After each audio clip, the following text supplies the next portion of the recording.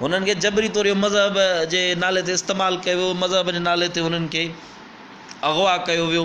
इन सॼे हथकंडे जे पोयों ताक़तवर धुरियूं ऐं ताक़तवर इदारा जेको आहे उहो थियनि मुलविसनि। असीं अखियुनि ॾिठा गवाह आहियूं, कंहिं बि क़िस्म जी लफ़ाज़ी कोन्हे, छो जो रिंकल जो तजुर्बो असांजे अखियुनि जे साम्हूं आहे।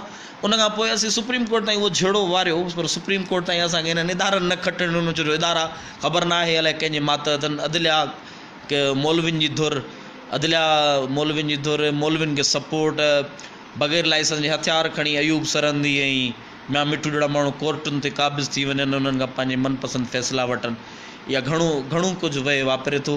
बुनियादी तौर ते इन्हनि सॼे अमल जे पोयों वॾे में वॾा हथकंडा इहे आहिनि त सिंध जे रवादारी वारे फ़िक्र ऐं फ़लसफ़े खे तबाह कजे, सिंध जो क़ौमी ॿधी वारे फ़िक्र खे तबाह कजे, ऐं ख़ासि करे हिंदू जेके आहिनि उहे सिंध जा वॾे में वॾो कारोबारी तबिको आहिनि। अॼु बि माज़ी खां वठी मज़बूत कारोबारी तबिको आहे, ऐं अॼु बि हिंदू सभ खां वधीक सिंध जो मज़बूत कारोबारी ऐं मुआशी हब आहिनि जेके मार्केटुनि जे अंदरि वेठा आहिनि।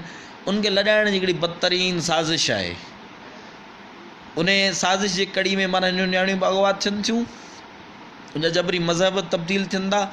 वरी हिन जा जेके नौजवान आहिनि उन्हनि सां बि रेप ऐं जिनसी ज़्यादतियुनि जा वाक़िया थिया आहिनि। कई माना विश्वास बागड़ी खां वेंदे जेको आहे जेको कोई ठटे में हिकिड़ो वाक़ियो थियो, या अहिड़ा खोड़ सारा अहिड़ा वाक़िया आहिनि जेके हिननि सां कया विया आहिनि। उनजे पोयों वॾे में वॾी प्लानिंग इहा आहे त हिननि खे जबरी तौर हितां लॾाइण जी साज़िश करे। नियाणियुनि जॾहिं नियाणियूं महफ़ूज़ न रहंदे ऑटोमेटिक लॾे वेंदो इज़तदार माण्हू, तव्हां को कई कंदो बि छा कंदो। सो इहा सूरत हाल, इहा रविश आहे। असां कंहिं बि दीन जे ख़िलाफ़ु कोन हूं, असांजो अक़ीदो आहे ऐं असां जो इहो वाज़िह नुक़्ते नज़र आहे त हिन धरती ते आयल सभु दीन ख़ुदा जा आहिनि। 1,24,000 पैगम्बर ख़ुदा जा आहिनि, ऐं जेतिरा बि दीन धर्म मज़हब हिते धरती ते आहिनि उहे सभु जो सभु ख़ुदा जा दीन आहिनि। को बि इंसान जो जुड़ियल दीन कोन्हे।